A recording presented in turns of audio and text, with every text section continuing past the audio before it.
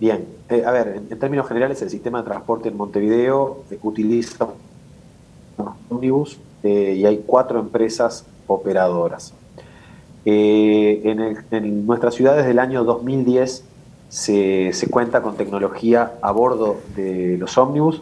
Me refiero a tecnología de validadores, por donde se tiene que validar el pasaje y pasar tarjeta para ingresar, pero también que registra las posiciones geográficas de los ascensos, de las ventas. Toda esa información que está georreferenciada es enviada en tiempo real bueno, y la Intendencia de Montevideo es quien gestiona en realidad toda esa información para luego, por ejemplo, definir los pagos a las empresas de transporte. Esa información hoy es pública, hay un portal en Uruguay que es Datos Abiertos. Esa información puede ser consultada por cualquier persona que esté interesada en la materia, está disponibilizada a la población. ¿Cómo es el control de las frecuencias de cada línea de transporte? ¿Cómo es el sistema? No sé si es un metrobús o son líneas independientes. Y en el caso de que alguna empresa infrinja, cometa algún tipo de infracción con respecto al servicio que debe prestar, ¿qué tipo de sanción puede recibir en Uruguay? Bueno, el control de las frecuencias, a ver, hay varios controles que podemos hacer. Digamos, hay un control general que funciona así. Nosotros tenemos disponibilizados para la población también los horarios, en principio los horarios teóricos para que las personas puedan programar un viaje. Por ejemplo, si mañana tienen que ir al médico, saben que mañana se tiene que tomar a las 4 de la tarde en la parada que le queda más cercana. Bueno, los horarios teóricos posibilitan poder programar ese tipo de viajes. Esa información está disponible para el público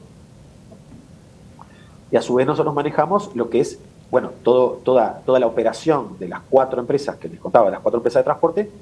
Eso implica hacer una determinada cantidad de kilómetros por día, cumplir con una determinada cantidad de servicios, en fin, toda la información que nosotros ya poseemos a priori, porque nosotros, o sea, las empresas de transporte nos tienen que, antes de comenzar a operar, nos tienen que decir cuál es la propuesta de operación que tiene que ser validada por la Intendencia de Montevideo. Bien, luego eso estamos en condiciones de contrastarlo contra lo que efectivamente ocurre. Entonces, por ejemplo, si hay, por decir algo, ¿no? Si la empresa A tiene que recorrer 500.000 kilómetros por día haciendo servicios, no 500.000 kilómetros de cualquier forma, ¿no? Sino los servicios que están programados, nosotros hacemos un control en general para ver que la oferta que está comprometida se lleve adelante.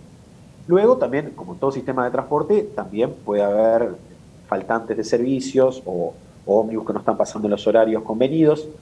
Nosotros allí todavía tenemos un escalón por avanzar, que es en automatizar en forma completa todos esos controles y poder contrastar a nivel de servicio a servicio el cumplimiento, no en el sentido de que el servicio se haya hecho, sino que se haya hecho de acuerdo a las condiciones de horario que tienen que hacerse. Nosotros tenemos todavía, te contaba, un paso para dar para poder automatizar todo eso. Lo que hacemos mientras tanto es, nosotros tenemos múltiples canales de comunicación en línea y en tiempo real con la propia ciudadanía, para que en base nosotros podamos corroborar que el ómnibus en esta frecuencia no salió. Como nosotros tenemos acceso a toda esa información, nosotros podemos saber si eso fue así o no. Te estoy contando eso como puede ser denuncias de maltrato, o el ómnibus no paró en la parada, o de cosas que pueden ocurrir y asociadas a sanciones que están estipuladas de antemano en cada caso.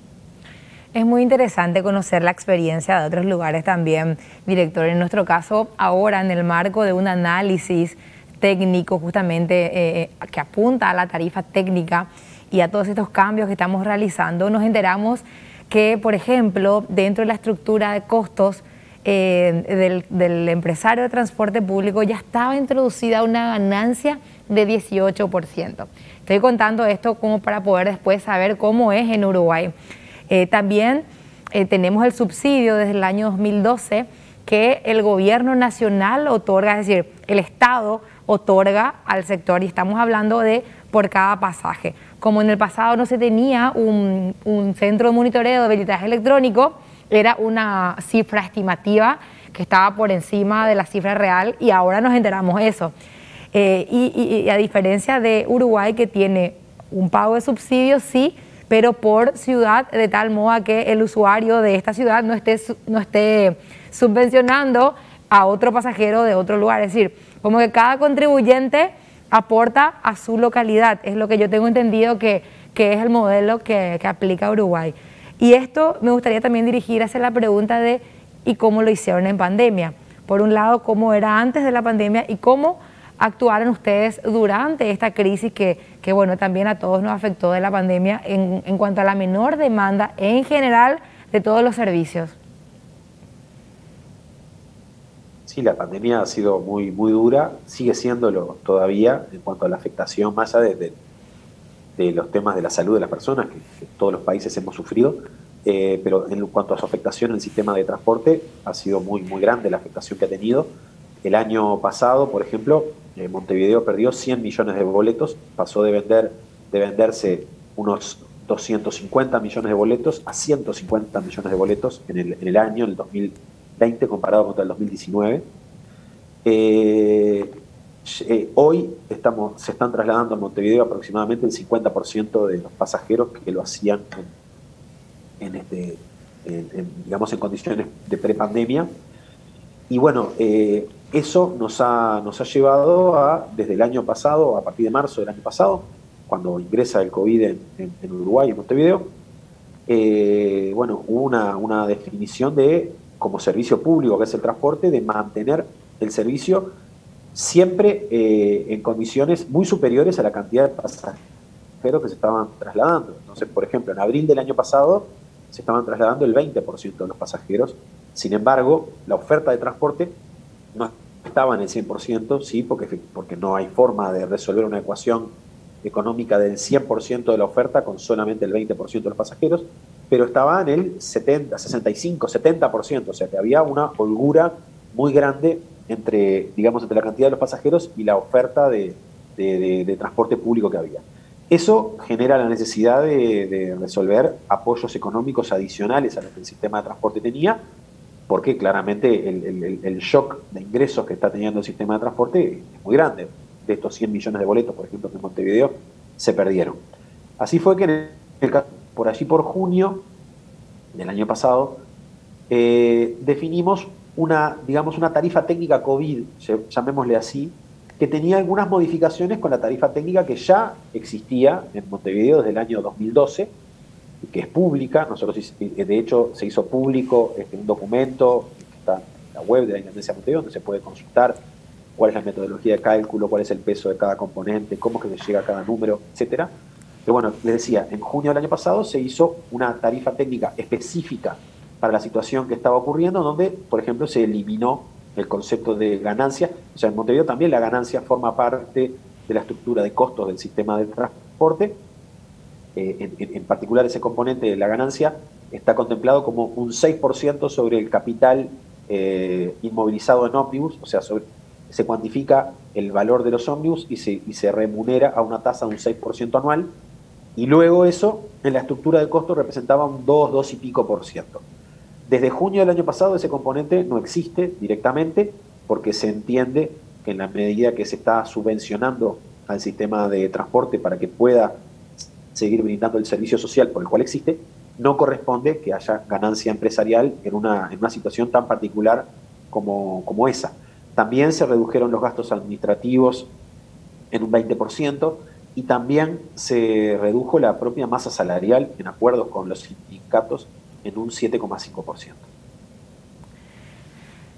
Supongo que también ustedes tienen sus propios desafíos. De ahora en adelante, mirando hacia adelante, director, ¿qué es lo que queda por mejorar o por cambiar, modificar dentro del sistema de transporte en Montevideo? Sí, efectivamente, tenemos muchos desafíos por delante, el primero de los cuales es continuar con la gestión de esta situación, que por ejemplo al día de hoy implica que se están trasladando el 50% de los pasajeros en Montevideo y hay un 95% de la oferta, o sea que la brecha entre oferta y demanda sigue estando muy fuerte y eso implica un desafío económico, financiero que permanentemente estamos atendiendo. Pero a la vuelta de la esquina tenemos, por un lado, lo que va a ser la nueva normalidad a la cual vamos seguramente a ir una vez que terminen las consecuencias de la pandemia, en donde no es para nada seguro que volvamos a recuperar los niveles de pasaje que habían antes. Eso va a tensionar claramente al sistema, pero a la vez de eso nosotros entendemos que la solución para seguir avanzando en el sistema, incluso en condiciones de tensión como van a ocurrir si no se recupera el pasaje del 100%, como seguramente no ocurra, pero hay una clara agenda para nosotros de mejora de la calidad del sistema, que pasa por priorizar su circulación en el transporte, en el tránsito en la ciudad, pudiendo potenciar el funcionamiento de las zonas solo bus, de los carriles solo bus, por donde circulan los ómnibus, por ejemplo, de seguir avanzando en la incorporación de ómnibus eléctricos. Nosotros ya estamos prontos para recambiar la tecnología a bordo que les contaba teníamos desde el año 2010, ya está llegando al fin de su vida útil. Pensamos incorporar tecnología con más prestaciones, que multipliquen las modalidades de pago, que se pueda pagar con el móvil, que se pueda pagar con código QR. Pensamos incorporar contadores de pasajeros también para poder tener en tiempo real la ocupación de cada ómnibus, porque al día de hoy uno tiene los ascensos, pero los descensos no los tenés en tiempo real, por lo tanto la ocupación en tiempo real no la tenemos, y eso también es un próximo paso por el cual pensamos avanzar.